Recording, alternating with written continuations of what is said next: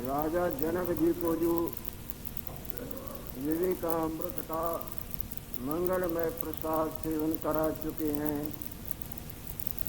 वही मंगलमय प्रसाद भगवान लक्ष्मी नारायण देव की अपार कृपा से अपन लोगों को प्राय नित्य ही प्राप्त होता आ रहा है और आगे भी देने की भगवान बड़ी कृपा कर रहे हैं।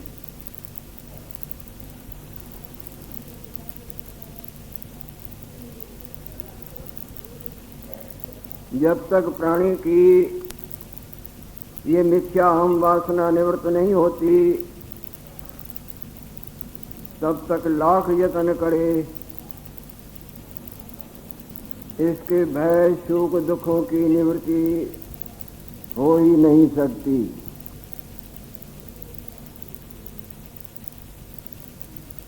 ये हम वासना देखने में तो सत्य की तरह आती है, पर वास्तव में ये सत्य नहीं, बिल्कुल असत्य है।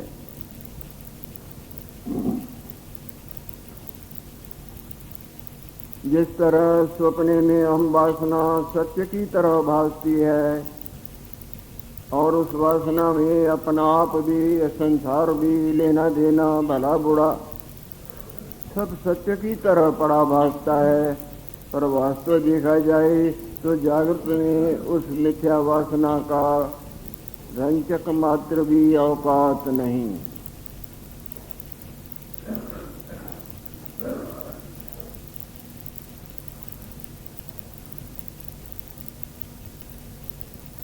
तो गुरु अष्टावक्र जी महाराज राजा जनक को निमित्त बना के समझाते आ रहे हैं, जब भली प्रकार इस मिथ्या वासना का अभाव हो जाएगा, तब कोई प्रकार का दुख सुख ऐसे न दिखेगा जैसे भगवान भास्कर जी भली प्रकार उदय हो जाएं, फिर सारे संसार को भले ही ग्रास कर बैठी हो रात्रि, उसका निशान भी नजर नहीं आता है।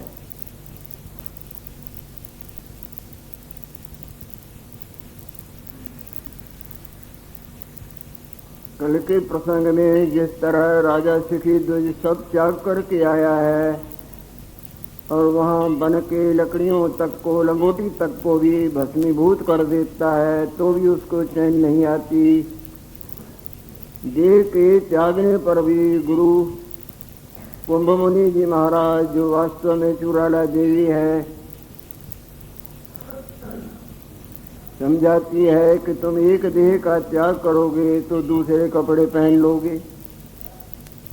देह भी मनंद कपड़ों की तरह है, जैसे ये रुई और ऊन इत्यादि के कपड़े हैं, इसी तरह ये आकाश वायु अग्नि जल पृथ्वी इन पांच भूतों के देहों रूपी कपड़े हैं, जो वासना रूपी मिथ्या जीव पहनता, उतारता उतारता पहनता, भटक भटक के भटकता मरता है।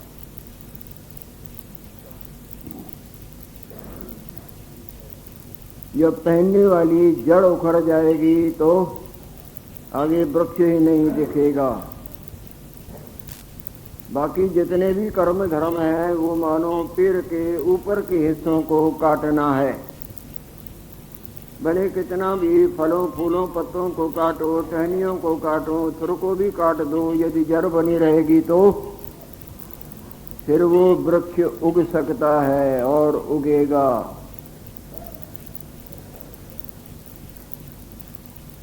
इसी तरह और जितने भी उपाय हैं दुखों से छूटने के, सुखी होने के, आनंद स्वरूप अपने आप के पाने के, वो सब वृक्ष के ऊपर के हिस्सों को काटने के मनंद हैं।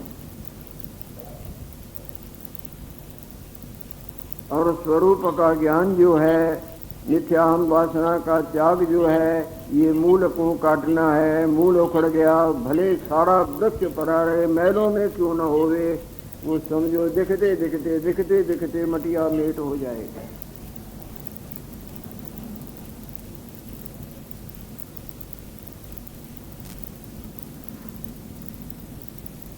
हे राजन, ये जो कर्तव्यताई की भावना है, जैसे कोई अग्नि जलाती है, इसी तरह कर्तव्य बुद्धि की भावना जलाती है।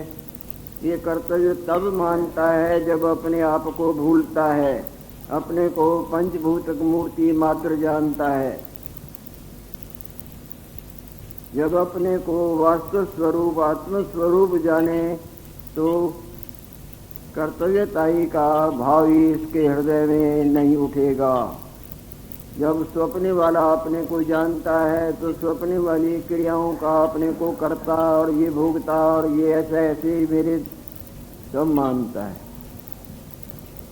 जब उस मिथ्या वासना का अभाव हो जाता है, विलीन हो जाती है, नष्ट हो जाती है, जागृत रूप में होता है, तो स्वप्ने के कौन से कर्तव्य को अपने आप में अध्यारोप करेगा।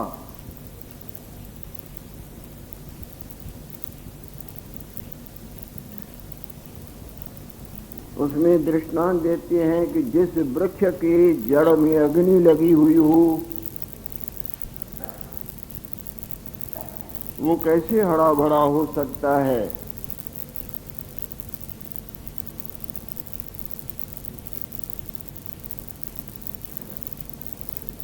वो भले ही ऊंचा उठा हुआ हरा भरा दिखता भी हो, पर नीचे जो भभक रही है अग्नि, वो उसको उठने नहीं देगी, धीरे धीरे धीरे करके समाप्ति ही कर देगी। इसी तरह जब तक स्वरूप के अज्ञान रूपी अग्नि लगी हुई है, तब तक ये लाखों यत्न करे राजा बनने के, भोग भोगने के, धन जोड़ने के, तेरा मेरा के हिसाब किताब में सुखी सुखी सुखी हो जाएंगे, परंतु वास्तव में ये सुखी न हुआ है, न हो सकता है और न होगा। क्योंकि मूल में अज्ञान रूपी अग्नि भभक रही है। भले चक्रवर्ती राजा हो जाए, बड़ी अपनी बड़ी धामस धूमस जमा दे और खूब इंद्रियों को इन माया में भोगों से संतुष्ट करे, परंतु ये अग्नि संतुष्ट होने की भी नहीं है। ये सब कृत्रिम उपाय है सुखी होने के। सिवाय आत्मज्ञान के जितने भी उपाय हैं सुखी होने के, सब कृत्रिम हैं, सब बनावटी हैं और सब मायक हैं और सब तुच्छ हैं। परंतु मोहिनी माया किसके मन को मोहित नहीं करती। प्राय सबके मन को ये मोहिनी माया मोहित करके नचा नचा के नचाती ही रहती है। सबको ये भोग सुख इसके यहाँ के, परलोक के, स्वर्ग के इत्यादि के सुंदर सुंदर सुहावने सुहावने सुखरूप रसरूप नजर आते हैं और सब इनके जड़िए से सुखी होने के जहाँ तक बनते हैं पुरुषार्थ के।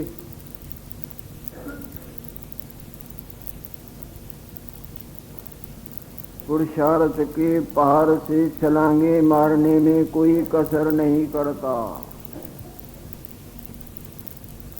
परंतु वो छलांगे इसको उल्टा चोटें दे दे के चकनाचूर कर देती है।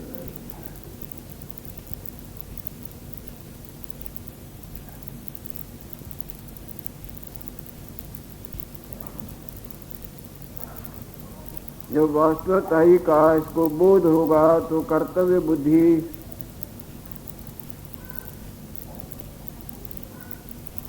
इसकी समाप्त हो जाएगी।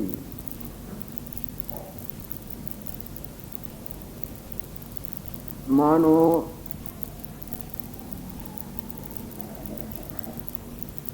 आग बुझ जाएगी, जहाँ आग बुझ जाती है तो तपत भी शांत हो जाती है।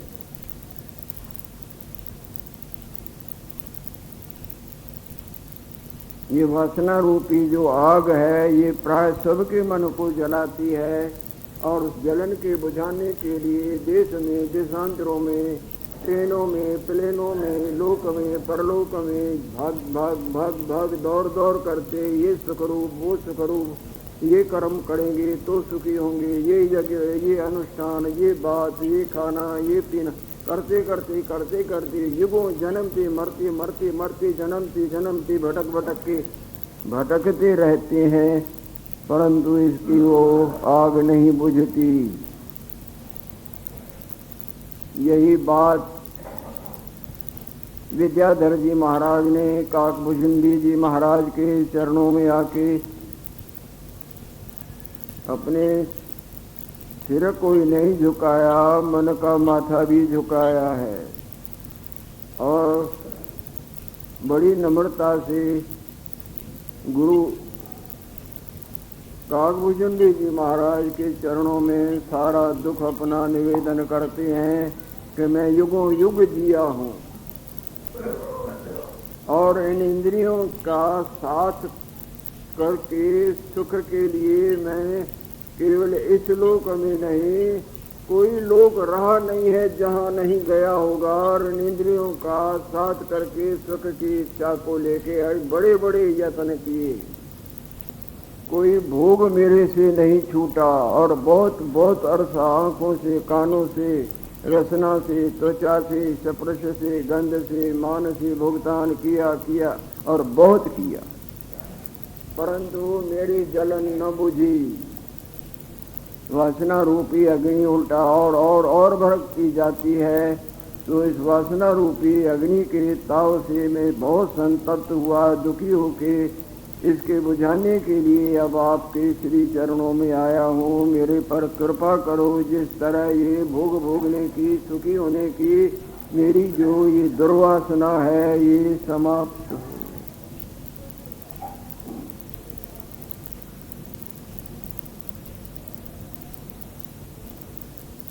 तब काकभुजंडी जी महाराज ने बोला कि अग्नि कभी घी से अग्नि तृप्त होती है, बुझती है, बुझी दिखती है, पर देखते ही भयंकर लपट और निकाल लेती है। इसी तरह इन मायक सुखों से, चाहे स्वर्ग के हों, चाहे ब्रह्मलोक के हों, चाहे वैकुंठ लोक के हों, चाहे गौलोक, चाहे साकेत धाम, चाहे मणिद्वीप, कहीं के भी कैसे भी क्यों न, इन भोगों से वास्तव में किसी की ये वासना रूपी अग्नि न बुझी है, न बुझ सकती है, न बुझेगी।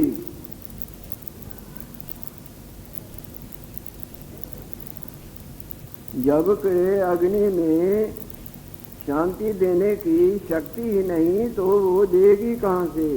जबकि संसार के त्रिलोकी भर के भोगों में वास्तव शांति देने की शक्ति ही नहीं है तो ये देंगे कहाँ से? वास्तव शांति देने की शक्ति है तो इस मिथ्या अहम वासना की निवृत्ति में है, जिसको आत्म ज्ञान कहा जाए। नान्य पंथा विद्यते है ना, और कोई छुटकारे का मार्ग न था, न है, न होगा।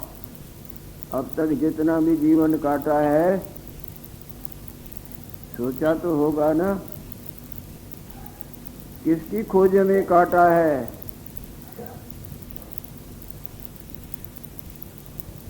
सुख की खोज में काटा है ना। चाहे पुण्य किया है, चाहे पाप किया है, चाहे घर गृहस्थी बने हैं, ब्याह शादी किया, चाहे दुकानदारी किया, चाहे लड़के की इच्छा की, चाहे लड़की की, चाहे ये बात बने, चाहे वो बात बने। इधर भी इसीलिए आए हैं, उधर भी उधर ही इसीलिए जाते हैं। कुछ भी किया, करने की सोच रहे हैं, करने में लगे हुए हैं, करेंगे। आखिर इनका मतलब भी तो कोई होना चाहिए। यही मतलब है ना, कभी सोचा नहीं, भली प्रकार सोच के देखना कि हमें आनंद मिले, सुख मिले।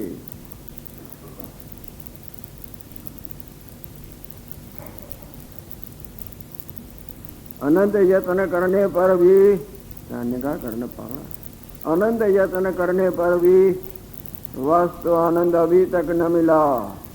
रकम खलास होती जाती है। जीवन पूंजी ही वास्तव पूंजी है। Time is money in the world. संसार में समय संपदा है। सच्ची संपदा तो समय है। समय के संपदा से ने ये संपदा आपने जोड़ी है ना, घर की, परिवार की, भोगों की, फलानी फलानी इन्हीं उन्हीं चीजों बातों की। अगर समय नहीं तो ये किस काम की? राख के ढेर के बरोबर, कुछ भी नहीं। और जितना भी जीवन जिया है, बहुत बहुत संपदा देखने सुनने जानने मानने, मेरे तेरे तेरे मेरे की खूब खूब खूब जोड़ी भंडार और भर गए। अगर साड़ी के साड़ी दे दें, थोड़ी क्षण भर की संपदा ये लेनी चाहे मिलेगी?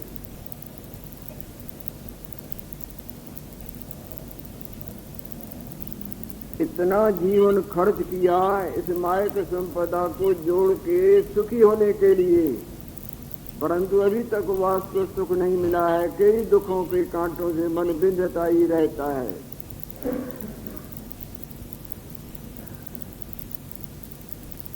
इतने जीवन की इकट्ठी की हुई संपदा, इस समय रूपी संपदा के थोड़े से समय के लिए आप दे दें तो आपको ये समय नहीं मिल सकता। आयु क्षण लो मात्रम न लभ्यते हेम कोटि विक्वापि।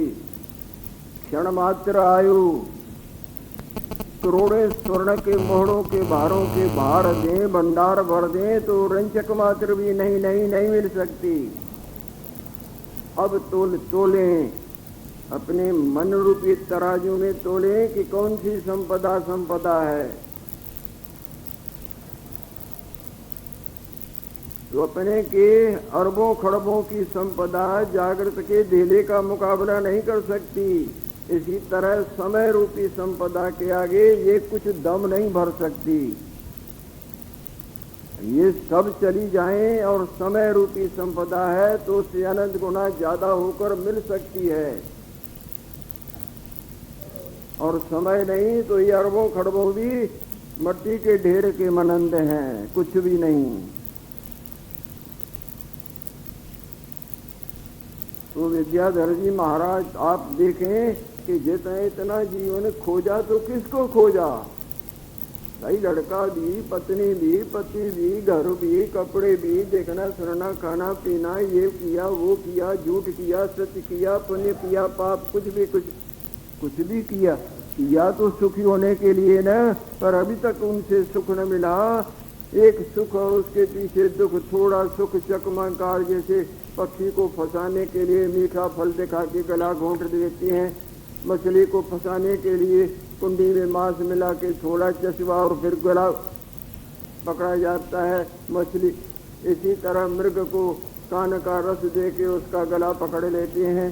हस्ती को पकड़ने के लिए छपी हुई हस्ती दिखा के उसको कुंडों से पराधीन कर देते।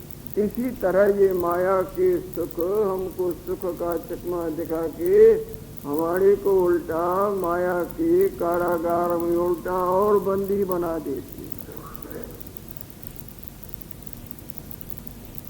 जिससे सुख न मिले फिर उसी रास्ते जाना कौन सी बुद्धिमत्ता है? जाना किधर था, निकल किधर गए, भूल गए। जब मालूम पड़ता है कि ये रास्ता गलत है, भूल में आ गए हैं, उल्टा रास्ता बढ़ गया तो वापस जाना, सुधार के सही रास्ते को लेना बुद्धिमत्ता है या उसी गलत में ही चलना बुद्धिमत्ता है? वो तो बुद्धि की हीनता है। अब तो मालूम पड़ा कि सब हम यात्री हैं, चंद दिनों के बाद तुम कहाँ और हम कहाँ। रोजाना अनंत प्राणी आते हैं, जल के, थल के, नभ के, पशु पंखी, मच्छर मक्खी आदमी, उनके कई कई शक्लें हैं, कई कई नाम हैं, उनके ऊपर क्या मोहित होना, सब माया में चकमा है। इनके पीछे मरना बुद्धिहीनता है या सत्यता समझदारी है?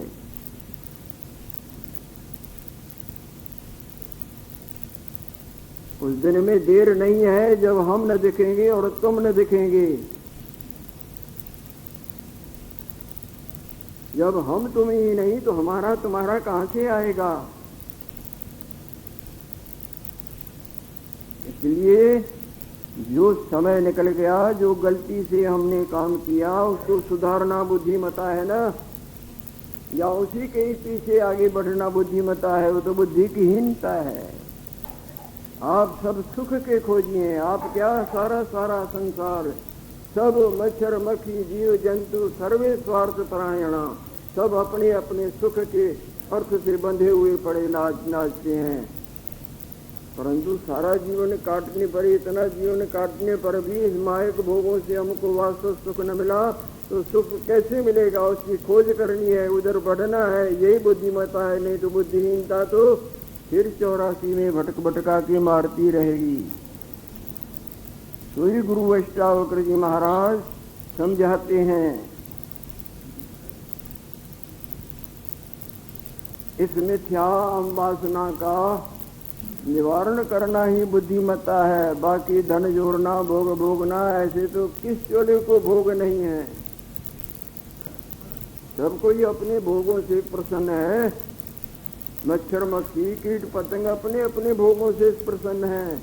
तुमको अपने सुंदर लगते हैं तो उनको अपने सुंदर लगते हैं। तुम्हारे भोग उनको अच्छे नहीं लगेंगे, जिस तरह मच्छर मक्खी या कीट पतंगों के भोग तुमको अच्छे नहीं लगते। जीवन भर तुम भोगों के पीछे ही पड़े रहे कि इनकी जड़िए से सुख मिलेगा, जबकि इतने जीवन में न मिला तो आगे इनसे क्या मिलने का है। यही बात विद्याधर जी महाराज, काकभूषण जी महाराज के चरणों में आके सिर भी झुकाता है, मन भी झुकाता है और हृदय के पश्चाताप के अश्रु भी बहाता बहाता उनके चरणों को धोता। तब काकभूषण जी महाराज समझाते हैं, बस अग्नि से शीतलता कभी मिली है? बर्फ से कोई तपत थोड़ी ही प्राप्त होती है। स्वप्ने के संपदा से कोई जागृत का कार्य थोड़ा ही सरा है। इसी तरह इन मायक सुखों का पीछा जिन्होंने किया वो अपनी रकम लुटवा के मरते जन्मते ही रहे।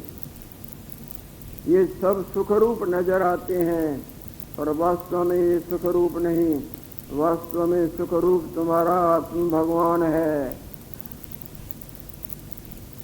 जो तुमको मोह निद्रा की वजह से, अज्ञान की वजह से, वास्तवताई के न जानने की वजह से नहीं प्रतीत होता। उस वास्तवताई के जानने का यत्न करो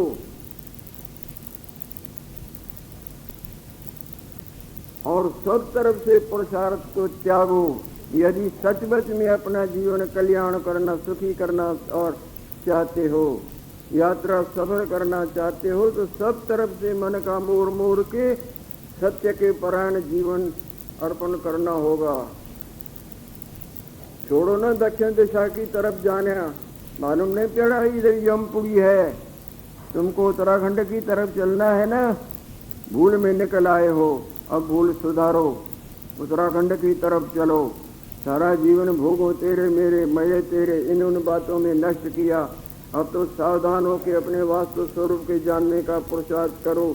दृढ़ पुरुषार्थ करोगे तो आगे चल के आत्म भगवान रूप बदली विशाल के देव दुर्लभ दर्शनों का लाभ लेके तुम कृत्य हो जाओ।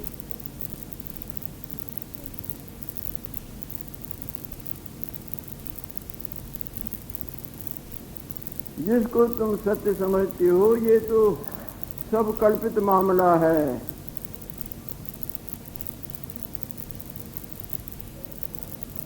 तुम्हारी मिथ्या मैं वासना ही तुमको ये हम और तुम, मेरा और तेरा, लड़का लड़की आगे जन्मों में नहीं देखते आए।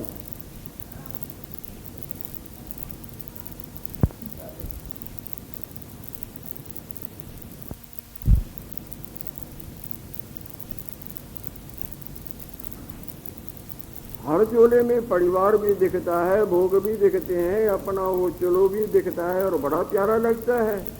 ऐसे न समझे कि ये चोला प्यारा है। जिसको जो भी चोला पहना हुआ है ना वो अपना बहुत प्यारा लगता है। सबको दे परम प्रिय स्वामी, चाहे मच्छर हो, चाहे मक्खी हो, सर्प हो, गद्दा हो, बैल हो, चींटी हो, मकोड़ा हो, सबको अपना चोला बहुत, वो शरीर बहुत प्यारा लगता है। तुमको चाहे वो गलत लिखे, रमणीक लिखे नजर आवे, गंदा नजर आवे, शुकर को अपना चोला प्यारा नहीं लगता। सर्प को अपना वो चोला जो है वो प्यारा नहीं लगता। हनुमान जी महाराज ने रावण को खड़े खड़े उत्तर दिया था ना, सबको देह परम प्रिय स्वामी। आप बोलते हो मेरे लड़कों को, मेरे सैनिकों को क्यों मारा? इस बात को तो आप जानते हैं ना कि सबको अपना चोला, अपना शरीर बहुत प्यारा लगता है।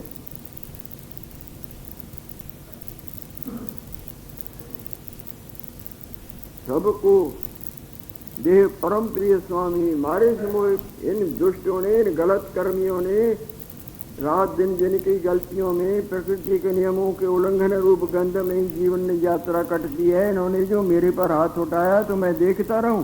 मेरे को भी तो अपना शरीर प्यारा है। जिन्होंने मेरे पर हाथ उठाया, मैंने उन पर हाथ उठाया है।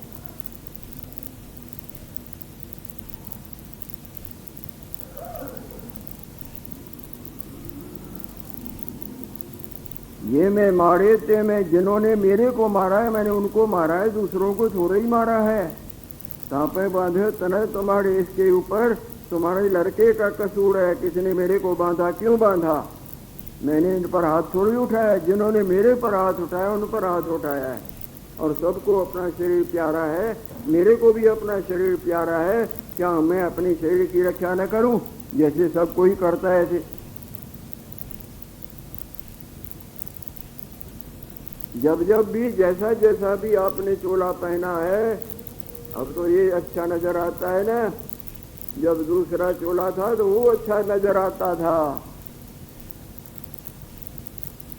शास्त्रों में तो है ही है और पेपरों में भी आती हैं बातें। वो भगत जी बैठा है, कल सर्प था, परसों फिर मनुष्य था। वो सब सुनाता है कि मेरा ये चोला था, अमुक जगह में रहता था, ऐसे ऐसे उन्होंने मेरे को मारा, फिर मैं सर्प बना। वो सर्पनी बरोबर श्रावण के पूर्णमासी को अपने आगे के सर्पपति को काटती है, जो अब मनुष्य बना है। बहुत यत्न करने पर भी वो न बचे। आखिरी स्वप्न में उसने बहुत जानकारों से हवाल कि ये मेरा पति था, दुष्टों ने मेरे को मारा, ये भाग गया, मेरी कुछ सहायता नहीं की, तो उस दुख के मारे फिर मैं सर्पनी बनी हूँ, फिर मैं बदला लेती हूँ, ये मनुष्य बना है। और अम्बा में वो लड़का बैठा हुआ है जो तीसरे जन्म में मनुष्य था, दूसरे जन्म में सर्प था और इस जन्म में वो मनुष्य के रूप में है। कपड़े ही बदले हैं ना वासना ने। इसी तरह आप और हम भी कई कपड़े बदल बदल बदल के बदलते ही आए, न जाने कितने। जिस वक्त जैसा कपड़ा था वो बड़ा प्यारा लगता था और वहाँ परिवार भी, वहाँ भोग भी, सब सब सब उसके मुताबिक प्राप्त होते रहते थे। इसी तरह ये चोला और ये भोग और ये मेरा तेरा सब प्रतीत होता है। इसी में ही उलझ के जीवन पूंजी गई, तो हम तो कुछ और करने के लिए आए हैं। मानव का चोला ड्रिंक एंड बी मैरी, खाना पीना भोग भोगने के लिए नहीं होता है। मानव का चोला तो आत्म कल्याण करने के लिए होता है। दुर्भाग्य की बात है कि आत्म कल्याण के बजाय अनात्म रूप जो अपना आप भी नहीं, मिथ्या है, क्षण में जार देता है, इसी के लालन पालन, खिलाने पिलाने के कल्याण में ही जीवन नष्ट करके मरते जन्मते आए और मरते जन्मते ही गए। अब भी कुछ बिगड़ी नहीं, अब भी राम संभार, अब भी कुछ गया नहीं है। अब भी सब तरफ से मन का मोड़ मोड़ो, सबकी आसक्ति छोड़ो और वो आसक्ति के तंतुओं को सबकी ममता ताग बटोड़ी, मम पद बांध बटे बट डोड़ी। सब तरफ से वृत्तियों का मोड़ मोड़ के श्री हरि के चरणों से बांधो, यानी सत्य दे, ब्रह्म दे, आत्म भगवान परमार्थ की तरफ आप दृढ़ता से बढ़ जाएं। यदि आप कल्याण चाहते हैं और ऐसे ही जीवन काट काट के यात्रा करना, तो जैसी आपकी इच्छा हो।